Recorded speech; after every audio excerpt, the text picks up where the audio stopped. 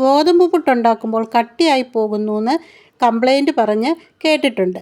എന്നാൽ നല്ല സോഫ്റ്റായിട്ട് നാവിലിട്ടാൽ അലിഞ്ഞു പോകുന്ന രീതിയിൽ പഞ്ഞി പോലത്തെ ഗോതമ്പ് പുട്ടുണ്ടാക്കാനുള്ള 3-4 ടിപ്സാണ് ഇന്ന് ഈ വീഡിയോയിൽ ഞാൻ പറയുന്നത്. അപ്പോൾ വീഡിയോ ഫുള്ളായിട്ടൊന്ന് കണ്ടു നോക്കണം. നിങ്ങൾക്കും നല്ല സോഫ്റ്റായിട്ടുള്ള ഗോതമ്പ് പുട്ട് ഇനി ഈസി ആയിട്ട് ഉണ്ടാക്കാൻ പറ്റും. ശരി, എന്നാൽ വീഡിയോയിലേക്ക് പോകാം. ഇവിടെ ഞാൻ ചുവട് കട്ടിയുള്ള ഒരു പാത്രം എടുത്ത് സ്റ്റൗവിൽ വെച്ചിട്ടിട്ട്, കട്ടിയുള്ള പാത്രം തന്നെ എടുക്കണം. ഒരു 1.5 കപ്പ് ഗോതമ്പ് പൊടിയാണ്, നോർമൽ നമ്മൾ കടയിൽ നിന്ന് വാങ്ങുന്ന ഗോതമ്പ് പൊടിയാണ് എടുത്തിരിക്കുന്നത്. അത് 1.5 കപ്പ് ഒരു 4 ആൾക്ക് വേണ്ടിയിട്ടുള്ള പുട്ടിന് വേണ്ടിയിട്ടാണ്. ഇനി ഇപ്പോൾ ഗ്യാസ് സ്റ്റൗ ഓഫ് ചെയ്ത് വെച്ചിരിക്കുകയാണ്. അത് നല്ലപോലെ ഇളക്കിയിട്ട് ഇനി ഗ്യാസ് സ്റ്റൗ ഓൺ ആക്കി കൊടുക്കാം. തീ മീഡിയം ഫ്ലെയിമിലേ വെക്കാവും. പ്രത്യേകിച്ച് ഞാൻ എടുത്തിരിക്കുന്ന ഒരു സ്റ്റീലിൻ്റെ പാത്രമായതുകൊണ്ട് വേഗം കരിഞ്ഞു പിടിക്കും. അപ്പം നിങ്ങൾ ശ്രദ്ധിക്കണം, വേഗം ഈ ഗോതമ്പ് പൊടി അരിപ്പൊടി പോലെയല്ല, വേഗം ചൂടായി പോകും. അപ്പോൾ ഇപ്പം നമ്മുടെ ഗോതമ്പ് പൊടി ഇങ്ങനെ ഇളക്കുമ്പോൾ എല്ലാം കൂടെ ഒരുമിച്ച് മാറുന്നില്ല. ഇച്ചിരി ബുദ്ധിമുട്ടിയാണ് അങ്ങോട്ടും ഇങ്ങോട്ടും നീക്കാൻ പറ്റുന്നത്. എന്നാൽ ഇത് പെർഫെക്റ്റായിട്ട് ചൂടായി എന്നറിയാനെ കൊണ്ട് ഇത് നമ്മൾ ഇളക്കുമ്പോൾ നല്ലതുപോലെ ഈസി ആയിട്ട് അങ്ങോട്ടും ഇങ്ങോട്ടും പൊടി വേഗം മാറും. ഇപ്പോൾ കണ്ടോ, ചൂടായി വന്നിട്ടുണ്ട്. പിന്നെ നമ്മൾ കയ്യിലെടുക്കുമ്പോൾ തരിതരിയായിട്ട് നമുക്ക് ഗോതമ്പ് പൊടി എടുക്കുമ്പോൾ അരിപ്പൊടിയൊക്കെ വറുത്ത് എടുക്കുമ്പോൾ എങ്ങനെയാണോ ആ രീതിയിൽ നമുക്ക് ഫീൽ ചെയ്യും. അതാണ് ഗോതമ്പ് പൊടി അത്രയുമാണ് മൂത്ത് വരേണ്ടത്, ഒരുപാട് മൂത്ത് പോണ്ട. പിന്നെ ഇത് വറന്ന് വരുമ്പോൾ നല്ലൊരു മണം കൂടെ കിട്ടും. ഇങ്ങനെ വറക്കുന്നത് എന്തിനാണെന്ന് ചോദിച്ചു കഴിഞ്ഞാൽ ഒന്നാമത്തെ ടിപ്സ് ഇതാണ്. ഇത് ഗോതമ്പ് പൊടി വറുത്തിട്ട് ഗോതമ്പ് പുട്ടുണ്ടാക്കിയാൽ നമുക്ക് നല്ല സോഫ്റ്റ് ഗോതമ്പ് പുട്ട് കിട്ടും. ഇനി ഇതിലേക്ക് ആവശ്യത്തിനുള്ള ഉപ്പ് ചേർത്ത് കൊടുക്കാം. എന്നിട്ട് ഈ സ്പൂണ് കൊണ്ടോ ഒരു ഹാൻഡ് വിസ്ക് കൊണ്ടോ നമുക്ക് നല്ലതുപോലെ ഈ പൊടി യോജിപ്പിച്ച് കൊടുക്കാം.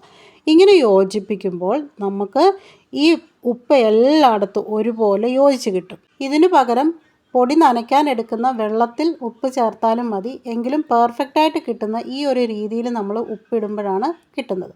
ഇനി അടുത്ത ടിപ്സ്, നമ്മൾ പൊടി നനയ്ക്കാൻ എടുക്കുന്ന നോർമൽ വാട്ടർ ഉണ്ടല്ലോ, ചൂടുവെള്ളമല്ല, തണുത്ത വെള്ളം തന്നെ, തണുപ്പെന്ന് പറഞ്ഞാൽ നോർമൽ വാട്ടറാണ്. അതിലേക്ക് ഒരു ചെറിയ ടീസ്പൂൺ വെളിച്ചെണ്ണയും കൂടെ ഒഴിക്കുക.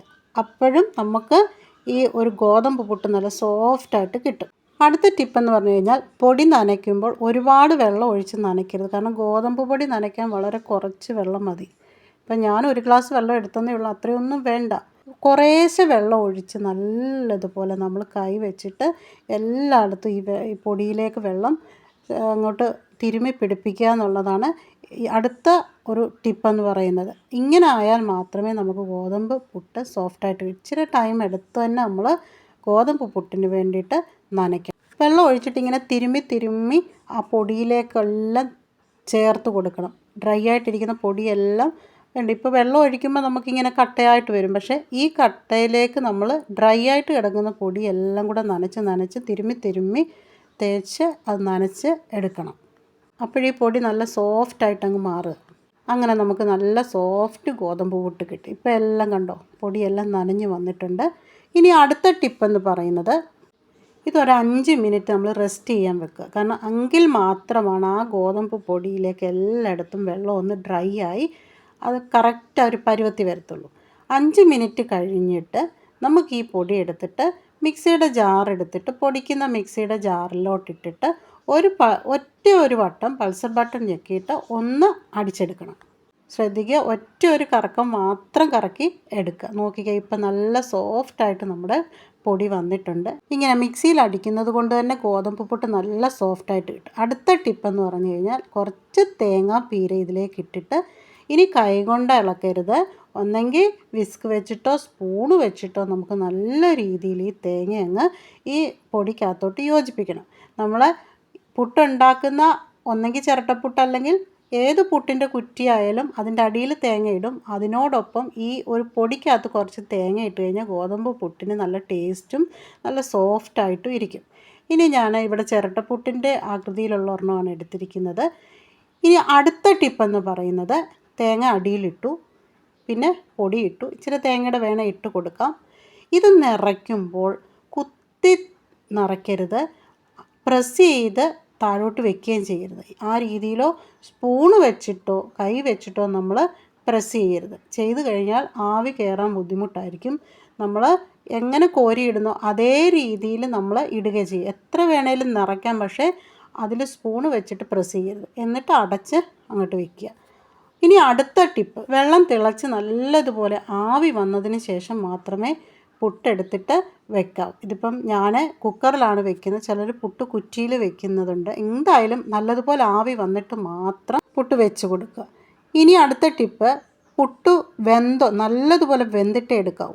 3 ഹോൾസ് ഉണ്ടല്ലോ നമ്മുടെ ഈ പുട്ടുകുറ്റിയുടെ മുകളിൽ കൂടെ, ആ 3 ഹോൾസിൽ കൂടെയും നല്ല രീതിയിൽ ആവി കയറിയതിന് ശേഷം മാത്രമേ പുട്ടെടുക്കാവൂ. അപ്പോഴാണ് നമുക്ക് നല്ല സോഫ്റ്റായിട്ട് കിട്ടുന്നത്. ഇപ്പം നമ്മുടെ പുട്ട് റെഡി ആയിട്ടുണ്ട്. ഇട്ടപ്പോൾ തന്നെ പൊട്ടിപ്പോകുന്ന രീതിയിൽ ഈ ഒരു ഗോതമ്പ് പുട്ട് നല്ല സോഫ്റ്റാണ്. ഇത്രയൊക്കെ ടിപ്സ് വെച്ചിട്ട് നമുക്ക് ഗോതമ്പ് പുട്ടുണ്ടാക്കിയാൽ നല്ല സോഫ്റ്റായിട്ട് പഞ്ഞി പോലത്തെ ഗോതമ്പ് പുട്ട് കിട്ടും. ഒന്ന് കഴിച്ച് കഴിഞ്ഞാൽ നമുക്ക് വീണ്ടും അത് കഴിക്കാൻ തോന്നുന്ന രീതിയിൽ ഇപ്പോൾ എടുത്ത് കാണിക്കുക, ഇത്രയ്ക്ക് സോഫ്റ്റാണ്. തൊട്ടാൽ തന്നെ പൊടിഞ്ഞു പോകുന്ന രീതിയിൽ ഈ ഒരു ഗോതമ്പ് പുട്ട് നമുക്ക് സോഫ്റ്റായിട്ട് വന്നിട്ടുണ്ട്. അപ്പം ഈ ഒരു വീഡിയോ കണ്ടിട്ട് നിങ്ങളിനി ഈ രീതിയിലൊന്ന് ഗോതമ്പ് പുട്ടുണ്ടാക്കി ഈ ടിപ്സൊക്കെ ഒന്ന് ഉപയോഗിച്ച് നോക്കുക. നിങ്ങൾക്കും സോഫ്റ്റായിട്ടുള്ള ഗോതമ്പ് പുട്ട് റെഡിയാക്കാൻ പറ്റും. ഇനി ഇത് കട്ടിയായി പോകുന്നു എന്നുള്ള കംപ്ലൈൻറ്റ് വരത്തില്ല. അപ്പോൾ ശരി, ഇന്നത്തെ വീഡിയോ ഇത്രയേ ഉള്ളൂ. വീഡിയോ ഇഷ്ടമായെങ്കിൽ ലൈക്ക് ചെയ്യുക, ഷെയർ ചെയ്യുക.